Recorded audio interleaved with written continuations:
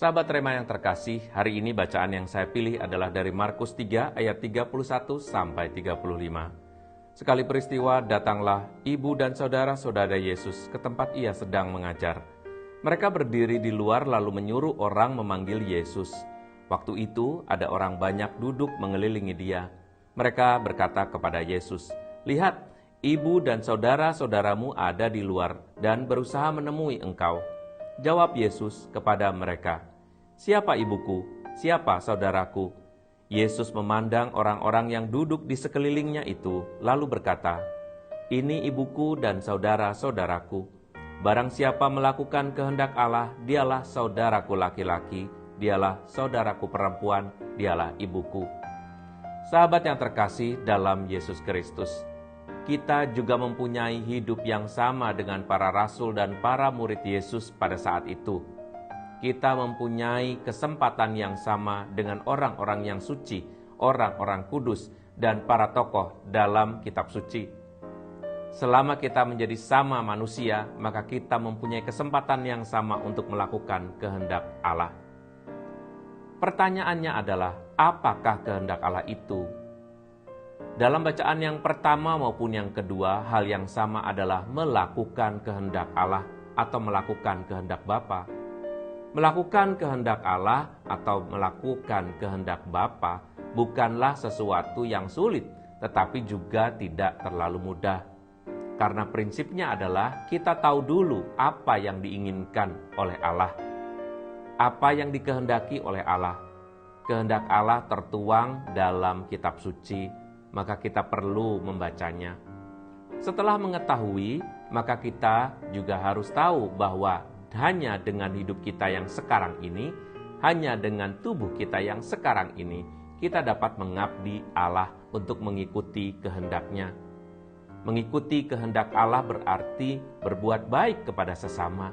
Sebab Allah tidak membutuhkan apapun dari kita. Dia hanya ingin melihat bahwa kita berguna bagi sesama.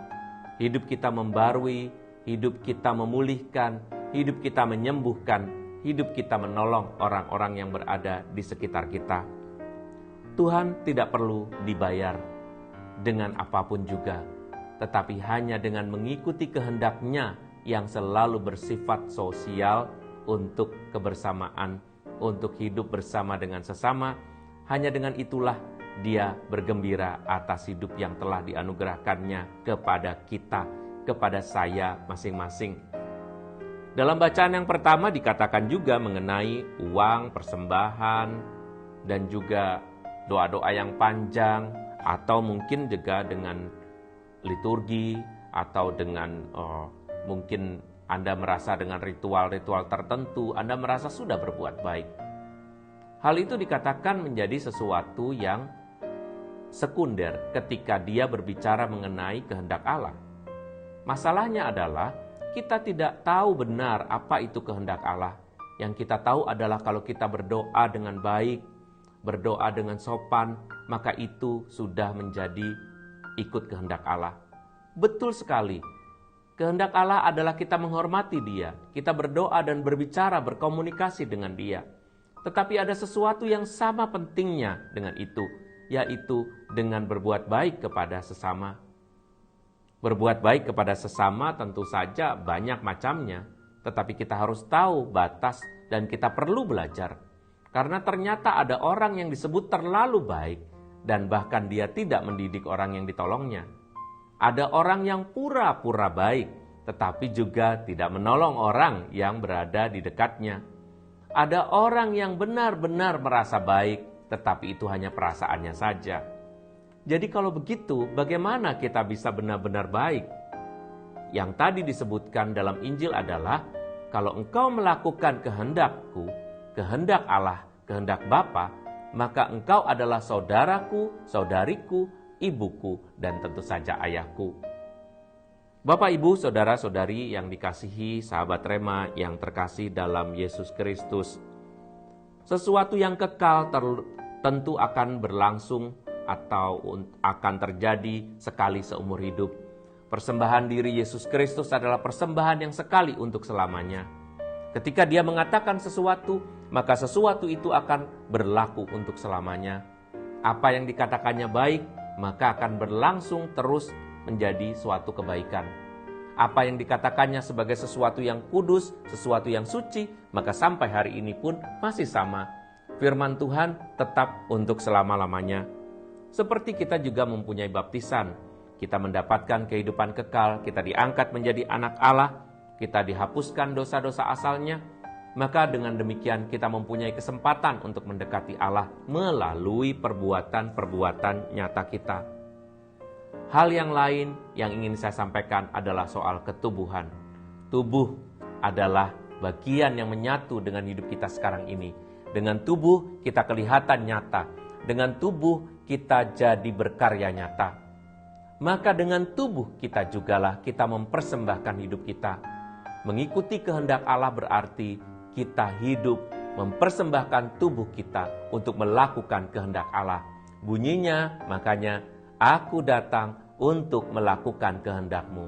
Aku harus datang, bukan hanya mengira-ngira, berimajinasi, merasa, bukan, tetapi sungguh-sungguh datang. Tubuh kita ini adalah persembahan yang hidup, persembahan yang nyata. Kalau Anda mengambilkan minum bagi anakmu atau bagi saudaramu, maka dengan tubuh kita itulah kita bisa mempersembahkan itu dan menjadi sesuatu yang nyata. Kita bisa menyuruh pembantu mengambilkan makanan, mungkin bagi istri atau bagi suami kita atau bagi anak-anak kita atau bagi orang tua kita. Kita bisa meminta tolong kepada mereka, tetapi ketika tubuh kita tidak hadir di sana, ketika kita tidak melakukan itu sendiri dengan tangan kita, maka kita berasa tidak melakukan apa-apa. Karena Anda melakukan itu berdasarkan kepemilikan Anda. Misalnya karena Anda banyak uang, Anda bisa menyewa banyak pembantu dan banyak ART. Tetapi yang terpenting sebetulnya adalah melakukan sendiri. Selama hidup ini jangan lupa dengan tangan, dengan kaki, dengan mata, telinga, dan seluruh panca indera, dengan ketubuhan kitalah kita bisa mewujudkan kehadiran kerajaan Allah. Bahkan kehadiran Tuhan sendiri. Itu yang dilakukan oleh Tuhan Yesus. Jadi, kalau kita ini sehat, dikasih sehat, kira-kira apa yang bisa kita buat? Apakah kita bersyukur? Tidak. Kita tentu bersyukur, berterima kasih atas kesehatan itu. Tetapi tidak hanya dengan itu. Setelah kita sehat, kita melakukan sesuatu dan ucapan terima kasih kita atas kesehatan kita itu adalah melakukan sesuatu yang baik. Melakukan sesuatu yang baik bukan juga karena status atau juga karena nama, tetapi melalui karya-karya nyata. Semoga hari ini kita melakukan pekerjaan-pekerjaan baik dan kehendak Tuhan. Saya percaya Tuhan memberkati Anda. Salam dalam Yesus Maria Yosef.